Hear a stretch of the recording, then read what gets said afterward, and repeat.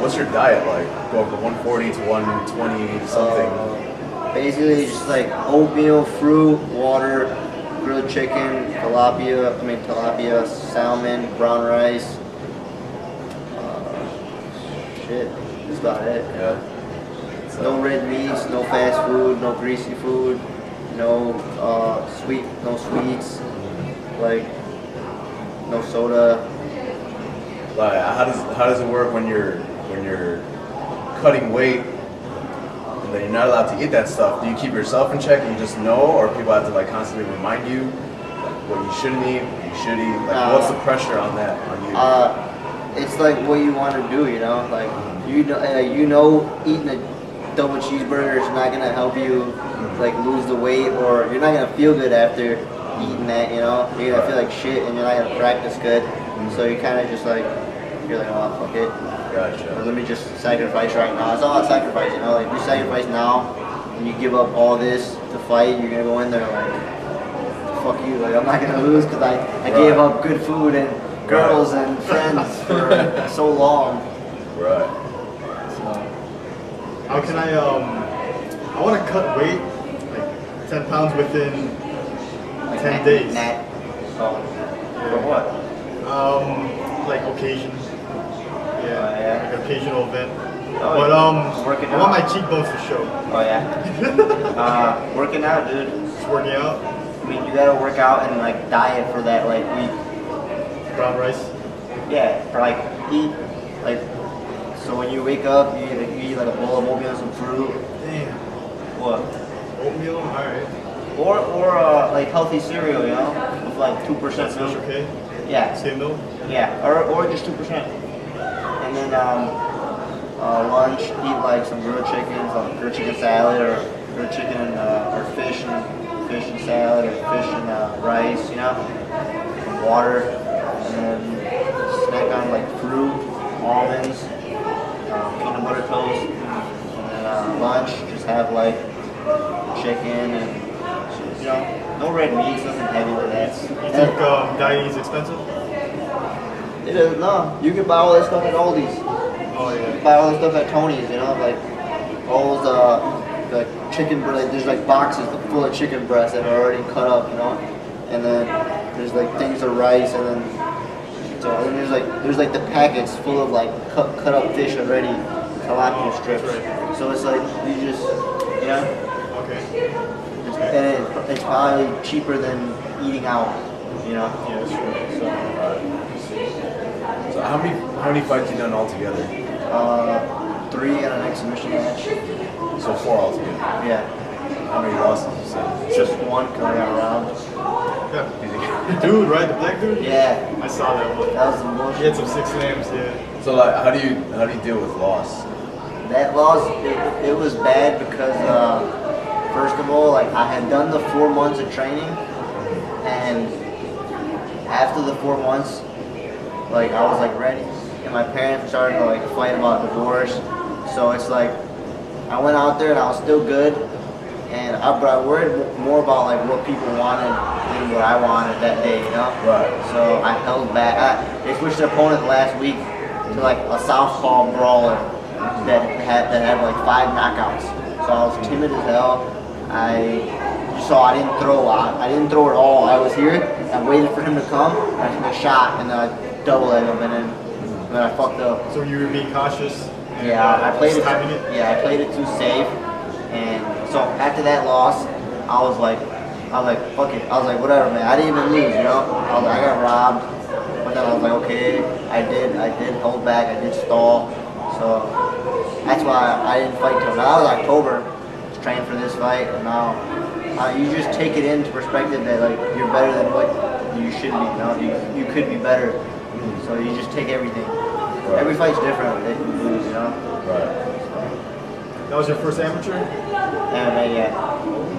So that was my first amateur MMA. Like all the hype was on, like Alex, whatever interviews, and I was like, I didn't believe the hype. I was like, okay, I'm still going in there to fight.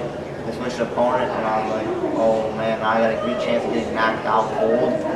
Because I've seen him like live. I've been to his fights, him knocking people out All cold. 5 Yeah. wins was knockout, right? Yeah, like 5-1, like 5 knockouts. And I was just like, With like all his knockouts, was it always like the same? Like he like how do you knock out his opponents? Like was it always consistent? Like his right hands, what it is? it was just like, it was just wild, dude. It was a knee or it was the hands or it was something stupid where you don't know when this is coming. Yeah, I hate those. You don't know when like this is coming, so it's like I was just It's like. like instinct. And then when I fought him, he was scared of me because he saw my Thai fight, the way I fight, and he didn't even throw. So I was like, I'm waiting for you to throw, and then so my game plan was like, I knew I had to come in and hit him, and he would have threw, and then I should take a shot. But I waited for him, and he waited for me. So I fucked up my plan to shoot. You know, they thought he was gonna come in and I was gonna shoot, but actually I had to attack him first, and then he was gonna shoot. So that's why I listened to my coaches too much, and I was like, play it too safe, and so that's what. Do you think sometimes like when the coach is like, let's say you're there at your fight, and your coach is telling you to do this and that, do you ever feel like you're not right because you're not in there, and I know what's going on, and I should just go with my own plan? They know what's best for you, but you also gotta put in like what you want to do, you know? Cause like my coach was like throw a kick, and then he caught the kick, and I got swept, and I got on my back, landed punch. That's how I won the round. I can't blame that on my coach. Like I threw the kick and I didn't get up, so it's like for some things you listen because they do help, but some things it's just instinct that you gotta like attack on your own, you know?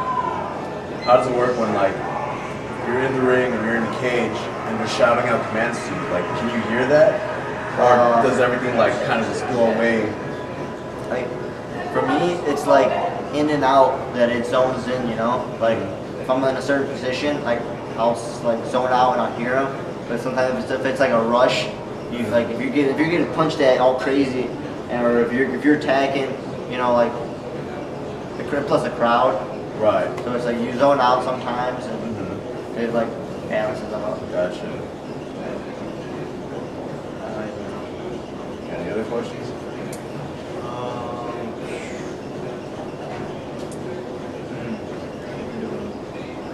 Like, what do you feel like is a weak point in your style and what you have to develop on? Weak point. I think it would be getting accustomed to the MMA, like mixing it up, you know? Because like going from hands to feet to takedowns to ground and pound to transitioning, you know? So it's like I'm good at, I've learned how to straight kickbox, I've learned how to straight wrestle, I've learned how to straight jiu-jitsu, and now putting it together and being comfortable, but that just comes with experience, you know? So like once I rack up a couple fights, you're gonna see me like add something new and put it all together every fight. Right. I feel. Aren't you wrestling based or Yeah. Thai? Wrestling based, because high school I wrestled all 3 years, and then Mac was like, you need to do Thai fight before your MMA fight, just so you can get the fighting experience, you know? And that helped a lot too.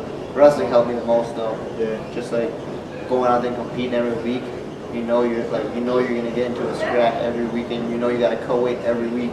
So it's just like mentality, just like it makes things chill out more. Let me see. Do you prefer having more fights, like,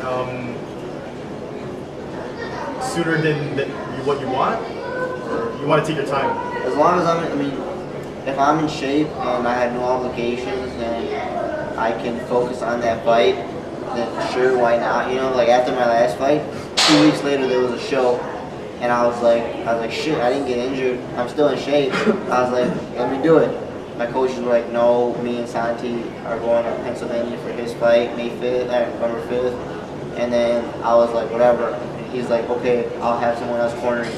And then that Monday, I always jammed this thumb. Oh no, my bad knuckle. I messed up my bad knuckle, and my whole hand was shot for like the next 2 months. So I was like, I guess I can't fight anyway. I couldn't, like, when this hand messes up, I can't punch for like months, you know?